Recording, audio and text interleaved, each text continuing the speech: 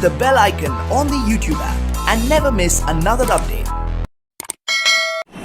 Hello viewers, इस video lecture में हम लोग JUT ने प्रीवियस ईयर यानी 2019 दिसंबर में इलेक्ट्रिकल इंजीनियरिंग का जो पेपर पूछा था उसका एक न्यूमेरिकल सॉल्व करेंगे।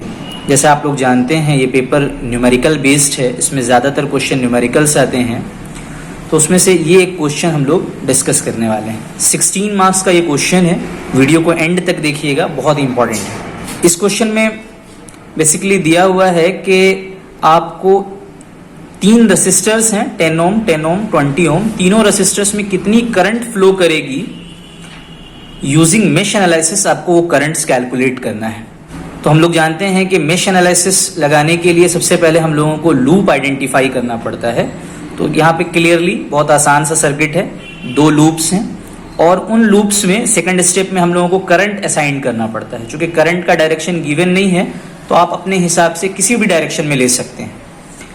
अगर हम लोग करंट का डायरेक्शन सही लेंगे तो फाइनली जो हमारी लूप करंट्स का आंसर आएगा वो पॉजिटिव में आएगा। अगर कोई एक करंट या दोनों करंट हम लोगों ने गलत ले लिया होगा तो हम लोगों को आंसर में नेगेटिव साइन भी आएगा। नेगेटिव साइन इंडिकेट करेगा कि हम लोगों ने जो करंट का डायरेक्शन अज्यूम किया था वो रॉन्ग था, दैट्स ऑल। इससे ज्यादा कोई फर्क नहीं पड़ता है। तो हम लोग I1 का डायरेक्शन क्लॉकवाइज ले रहे हैं और I2 का डायरेक्शन भी क्लॉकवाइज ले रहे हैं। अब चूंकि मेश एनालिसिस में KVL लगाया जाता है तो लूप 1 में हम लोग KVL लगाएंगे। करंट के डायरेक्शन को हमको फॉलो करना है। मान लेते हैं हम इस कॉर्नर से स्टार्ट कर रहे हैं, तो सबसे पहले हमको यहाँ पर एक वोल्टेज ड्रॉप मिल रहा है, तो वो हम लोगों ने लिख लिया 10I1। उसके बाद ये कॉमन ब्रांच है, इसमें से दोनों ही लूप करंट्स फ्लो कर रही है। हम लोग उस करंट के डायरेक्शन को फॉलो करेंगे जिस लूप के लिए हम लोग KVL लिख रहे हैं। तो यहाँ पर चूंकि लूप 1 के लिए लिखा जा रहा है इसलिए I1 को हम लोगों ने पॉजिटिव माना है। तो यहाँ पर इस कंपोनेंट में जो ड्रॉप होगा वो होगा 10I1 माइनस I2। ठीक है, चूंकि हम I1 को फॉलो कर रहे हैं इसलिए I1 को पॉजिटिव में रखा गया और I2 का डायरेक्शन चूंकि अपोजिट है इसलिए हम लोगों ने यहाँ पे माइनस का साइन दिया है। ये समझना बहुत जरूरी है। उसके बाद हम लोगों को एक बैटरी मिल रही है जिसका पॉजिटिव टर्मिनल मिल रहा है, तो हम लोग उसको +5 से इंडिकेट किए हैं। फिर फाइनली हम लोगों को यहाँ पर 40 वोल्ट की जो बैटरी थी उसका नेगेटिव टर्मिनल मिल रहा है, इसलिए हम लोगों ने यहाँ पे -40 लिखा है =0। अब जब इस इक्वेशन को हम सिंप्लीफाई करते हैं तो हम लोगों को आता है 20I1 - 10I2 = 35। तो यहाँ पे आप देख सकते हैं कि लूप 2 के लिए हम लोगों ने 20 से स्टार्ट किया है, तो 20I2 सबसे पहले हो गया। फिर पॉजिटिव टर्मिनल ऑफ बैटरी मिल रहा है तो +16 लिखा गया। फिर negative terminal of 5 volt battery मिल रहा है तो -5 लिखा गया। उसी तरह से फिर से ये 10 ओम का जो रेसिस्टर है वो कॉमन है दोनों के लिए, लेकिन चूंकि इस बार हम लोग लूप 2 के लिए KVL लिख रहे हैं इसलिए I2 को पॉजिटिव लिखेंगे और I1 को नेगेटिव लिखेंगे। ये 2 चीज समझना बहुत जरूरी है। पहली बार जब हम इक्वेशन लिख रहे थे तो चूंकि लूप 1 के लिए लिख रहे थे इसलिए I1 - I2 लिखा गया था। इस बार हम लोग लूप 2 के लिए लिख रहे हैं इसलिए I2 - I1 लिखा जाएगा =0। इक्वेशन को अरेंज करने का तरीका ये होगा कि जिस तरह से इक्वेशन नंबर 1 में हम लोगों ने पहले I1 फिर I2 और फिर उसके बाद राइट हैंड साइड में कांस्टेंट टर्म लिखा है, उसी पैटर्न पे हम लोग यहाँ भी लिखेंगे। तो इस वजह से सबसे पहले हम लोगों ने -10I1 लिखा, फिर 20 + 10 30I2 लिखा और ये जब सिंप्लीफाई होकर राइट हैंड साइड में जाएगा तो -11 हो जाएगा। तो मेरा सेकंड इक्वेशन आ जाएगा -10I1 + 30I2 =-11। तो अब ये जो इक्वेशन आया है हमारा, इसको हम लोग कैलकुलेटर से सॉल्व कर लेंगे। आप मैन्युअली भी सॉल्व कर सकते हैं, कैलकुलेटर से भी सॉल्व कर सकते हैं। तो कैलकुलेटर को हम लोग इस तरह से ऑन करेंगे, पहले इनिशियलाइज कर लेंगे Shift 9 3 इक्वल और AC प्रेस करके। अब चूंकि हम लोगों को इक्वेशन को सॉल्व करना है इसलिए मॉड सेटअप में जाएंगे और 5th ऑप्शन में इक्वेशन है उसको हम लोग सिलेक्ट करेंगे। 2 वेरिएबल्स इक्वेशन है हमारे पास, I1 और I2 की वैल्यू निकालना है। तो यहाँ पे आप देख सकते हैं ऑप्शन नंबर 1 को हम लोग सिलेक्ट करेंगे। अब कैलकुलेटर हम लोगों से सारे कोफिशिएंट्स की वैल्यू को एंटर करने के लिए बोल रही है। तो सबसे पहले इक्वेशन में हम लोगों को 20 है, 20 प्रेस करने के बाद इक्वल प्रेस जब हम करेंगे तो वो फीड हो जाएगा। फिर -10 है तो -10 हम लोग सेलेक्ट करेंगे, इक्वल प्रेस करेंगे तो वो फीड हो जाएगा कैलकुलेटर में। =35 है तो 35 को हम लोग इंटर कर देंगे। उसी तरह से सेकंड इक्वेशन में -10I1 है तो -10 हम लोग फीड करेंगे। उसके बाद 30 है तो 30 ले लेंगे उसके बाद फाइनली -11 है, -11 फीड कर देंगे। अब सारा इनपुट हम लोग कैलकुलेटर को दे चुके हैं। अब जैसे ही हम इक्वल प्रेस करेंगे तो हम लोगों को आंसर मिलेगा। पहला आंसर यानी x में आ रहा है, x यहाँ पर I1 है, तो हम लोग जैसे ही स्टैंडर्ड टू डेसिमल वाला बटन प्रेस करेंगे तो 1.88, तो यहाँ पे आप देख सकते हैं I1 की वैल्यू मैंने लिखी है 1.88 एम्पियर। उसके बाद एक बार और जब हम इक्वल प्रेस करेंगे तो सेकंड वैल्यू आएगा y मींस I2, इसकी वैल्यू आ जाएगी 0.26 एम्पियर। दोनों ही करंट का मैग्नीट्यूड जो है वो पॉजिटिव में आया है। इसका मतलब ये हुआ कि हम लोगों ने जो करंट का डायरेक्शन अज्यूम किया था वो बिल्कुल सही था।